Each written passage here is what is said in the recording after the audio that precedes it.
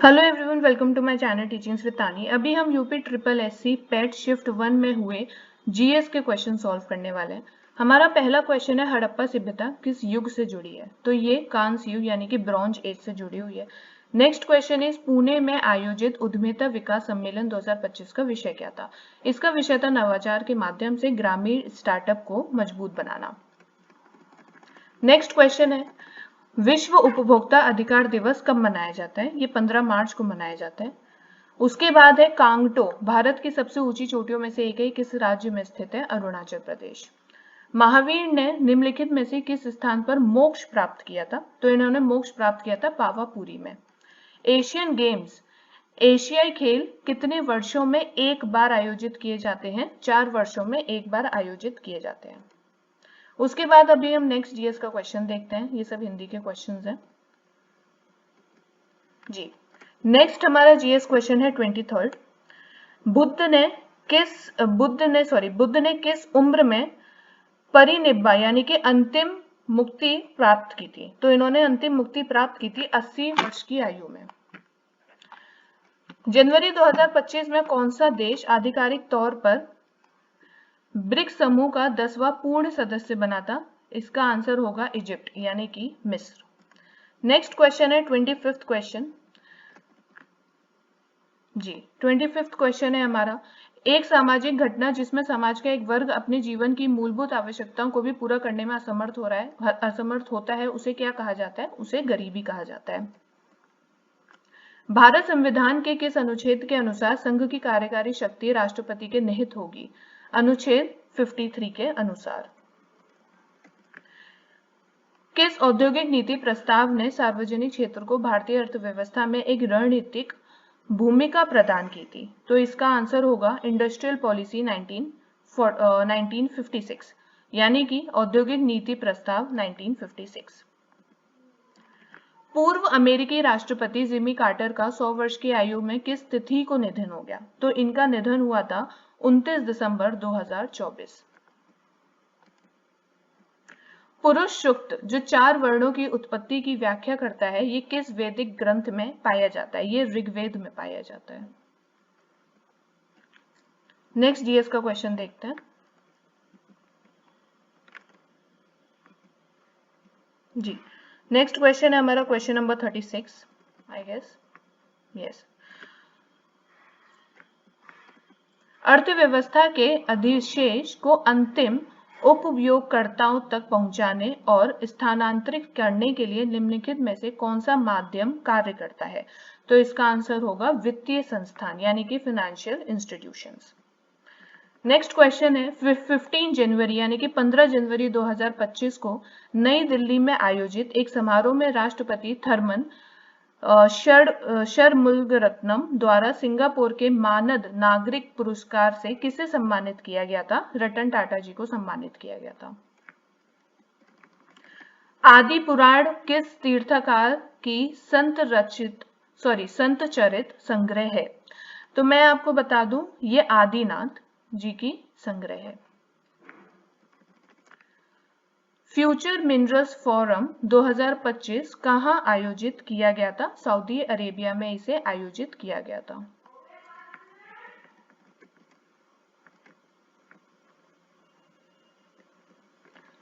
काम के बदले अनाज कार्यक्रम का पुनर्गठन किया गया और अक्टूबर 1980 में इसका नाम बदलकर कर दिया गया था राष्ट्रीय ग्रामीण रोजगार कार्यक्रम। देखनी किस भारतीय राज्य की पारंपरिक नृत्य है? गोवा का पारंपरिक नृत्य है ये। बंगाल ब्रिटिश इंडिया सोसाइटी की स्थापना कब हुई थी? इसकी स्थापना हुई थी 20 अप्रैल 1944। बाकी ये रीजनिंग के क्वेश्चंस हैं। आगे देखते हैं क्वेश्चन नंबर 50 जी। लंदन में ईस्ट इंडियन एसोसिएशन की स्थापना किसके द्वारा की गई थी? इसकी स्थापना दादा भाई नारोजी द्वारा की गई थी। अगला क्वेश्चन है, लिबिया की कैपिटल क्या है? इसकी राजधानी है त्रिपोली। विजय स्तंभ कहाँ स्थित है? चित्तौड़गढ़। जैविक विविधता संशोधन अधिनियम 2023 कब लागू हुआ? 1 जनवरी 2024 को इसे लागू किया गया था। अगला क्वेश्चन है हमारा 55th क्वेश्चन। अविकसित अर्थव्यवस्था का अर्थ क्या है? तो इसका अर्थ है वह देश जहां प्रति व्यक्ति वास्तविक आय कम है। वास्तविक आय कम है। अगला क्वेश्चन देखते हैं 56।